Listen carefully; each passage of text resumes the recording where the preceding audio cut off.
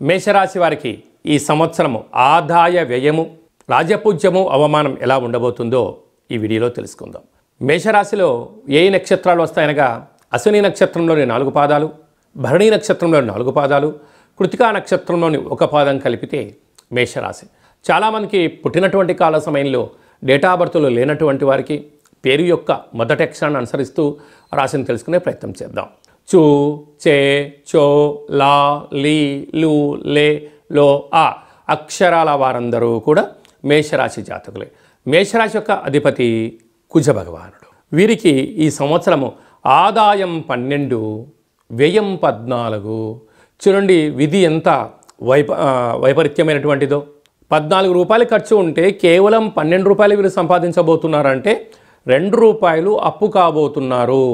కనుక మనము ఏం తెలుసుకోవాలి అన్నట్లయితే వీలైనంత వరకు సమయం, ధనం వృధా చేసుకోవద్దు అని చెప్తుంది. అంటే స్వమర్థనంగా ఉన్న అధికమైన ఖర్చులు పెట్టిన ఖర్చులకు కళ్యం వేయలేకపోతే ఈ సంవత్సరం అప్పుల పాలయ్యే అవకాశం అధికంగా ఉంది అని చెప్పి గమనించాలి. అలాగనే రాజ్యపూజ్యం 5, అవమానం 7.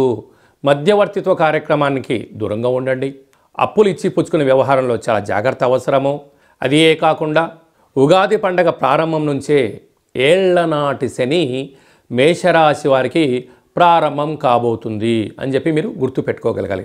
కనుక ఆయుకారకుడు, ప్రాణదాత, కర్మప్రదాత శని భగవానుడు రాగానే మేషరాశి వారు ఎలాంటి స్థితిని అవలంబించాలి అన్నట్లయితే వీలైనంత వరకు మౌనం, ధ్యానం, ఏకాగ్రత, సత్ప్రవర్తన, శుచి శుభ్రత, వీలైనంత వరకు అధర్మం వైపు ప్రయాణం చేయకపోవడం.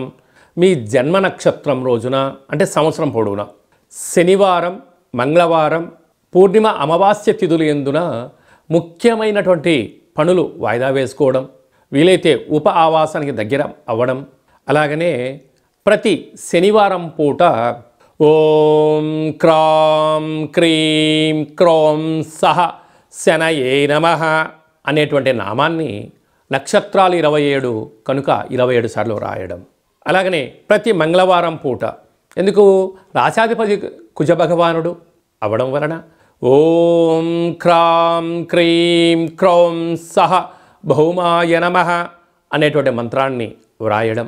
నవగ్రహ తులాభార కార్యక్రమంలో మీరు పాల్గొనడం వలన భగవంతుడు తృప్తి చెంది విద్యలో, ఉద్యోగంలో, వ్యాపారంలో, ఐశ్వర్యంలో ఉన్నత స్థితికి మేషరాశి వారిని తీసుకురాబోతుందని చెప్పి గమనించాలి.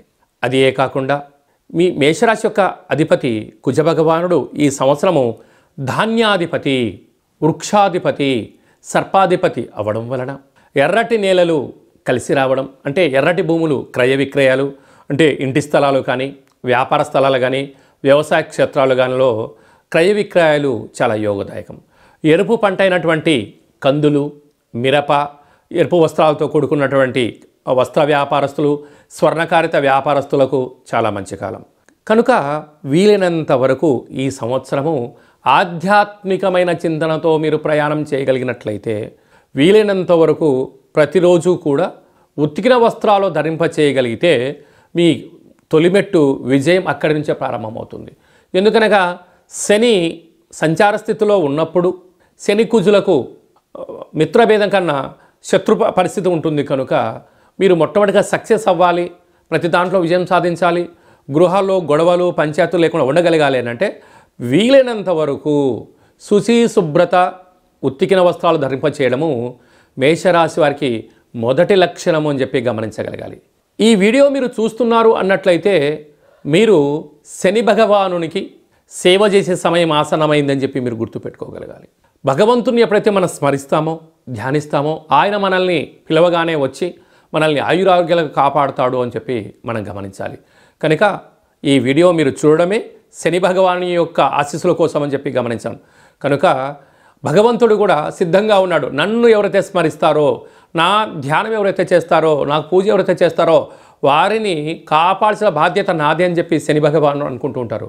అయితే కర్మప్రదాత, న్యాయ నిర్ణేత, ఆయుకర్త, సంపూర్ణమైనటువంటి సత్ప్రవర్తన శిక్షణకారకుడు. కనుక శని భగవానునికి సేవ చేసే సమయం, శని భగవానునికి అక్షరాలు రాసి తులాభారం చేసే సమయం ఆసన్నమైందని చెప్పి మేషరాశి వారు గుర్తుపెట్టుకోగలగాలి. ప్రధానంగా వ్యవసాయ సోదరీమణులు, గృహ భవన నిర్మాణ కార్యక్రమం ఆచరింపజేసేవారు, సాఫ్ట్వేర్ ఉద్యోగస్తులు, హార్డ్వేర్ ఉద్యోగస్తులు, రాజకీయ రంగం వారు, సినిమా రంగాల వారు తప్పకుండా ధర్మాన్ని పాటించండి. ఆ ధర్మమే మనల్ని విజయం కలిగిస్తుందని చెప్పి గమనించాలి.